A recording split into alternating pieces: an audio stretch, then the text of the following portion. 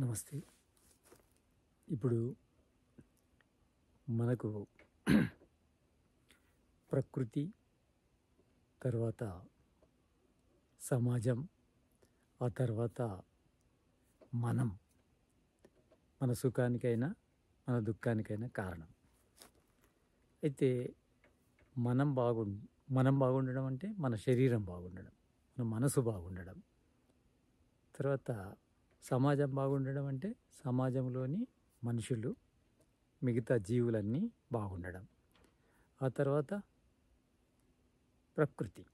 ప్రకృతి అంటే మన పరిసరాలు, ఇవి బాగుండాలి.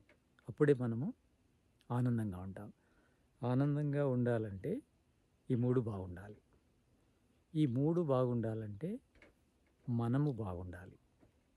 మనం బాగుంటే మనను మనం రక్షించుకోగలము, సమాజాన్ని రక్షించగలము, ప్రకృతిని రక్షించగలము. కనుక మనము బాగుండడం కోసము మొదలు ప్రయత్నం చేయాలి. మనం బాగుండాలంటే జ్ఞానం ఉండాలి. జ్ఞానం లేక మనం బాగుండడం కానీ, సమాజాన్ని బాగుంచడం కానీ, ప్రకృతిని బాగుంచడం కానీ సాధ్యం కాదు.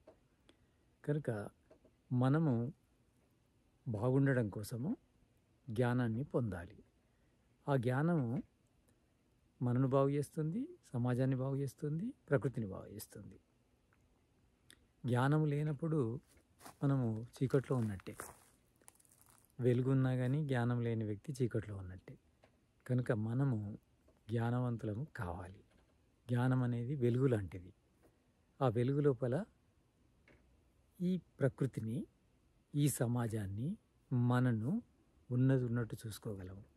అంటే ఈ మూడిటి యొక్క యథార్థ స్వరూపం తెలుస్తుంది. ఇక్కడ 3 తత్వాలు ఉన్నాయి. మళ్ళీ 3 తత్వాల లోపల ప్రకృతి తత్వం, జీవతత్వం, తర్వాత పరమాత్మతత్వం. ఈ 3 తత్వాల యొక్క జ్ఞానము ప్రకృతిని, సమాజాన్ని, మనను సంతోషంగా ఉంచడం కోసము సహకరిస్తుంది. ఈ మూడిటి జ్ఞానం కావాలి.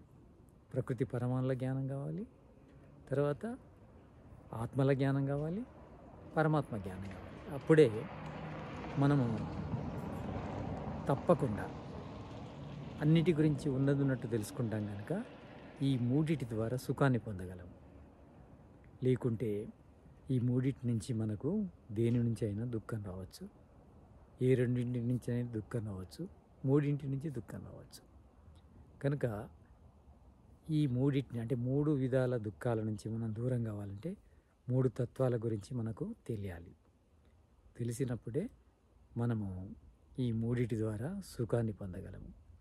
సుఖము అంటే కేవలం భౌతిక సుఖం కాదు. అంటే భౌతిక సుఖంతో పాటు ఆధ్యాత్మిక ఆనందాన్ని కూడా పొందగలము. ఆధ్యాత్మిక ఆనందం పొందాలంటే వీటి గురించి జ్ఞానం కావాలి. వీటి గురించి జ్ఞానము మనకు భౌతిక సుఖాన్ని ఇస్తుంది, ఆధ్యాత్మిక ఆనందాన్ని ఇస్తుంది. కనుక వీటి జ్ఞానము అంటే ఈ ఆది దైవిక, ఆధ్యాత్మిక, ఆది భౌతిక, మొదలు ఆధ్యాత్మిక అంటే మనకు సంబంధించిన జ్ఞానం రావాలన్నా, మన నుంచి మనము ఆనందాన్ని పొందాలన్నా, తర్వాత ఆది భౌతిక అంటే ఇతరుల జీవుల నుంచి మనము ఆనందాన్ని పొందాలన్నా, తర్వాత ఆది దైవిక అంటే ప్రకృతి నుంచి మనము ఆనందాన్ని పొందాలన్నా 3 తత్వాల గురించి మనకు తెలియాలి. ఈశ్వరతత్వం, జీవతత్వం, ప్రకృతి తత్వం. ఇవి తెలిసినప్పుడు మనము వీటి నుంచి భౌతిక ఆనందంతో పాటు ఆధ్యాత్మిక ఆనందాన్ని కూడా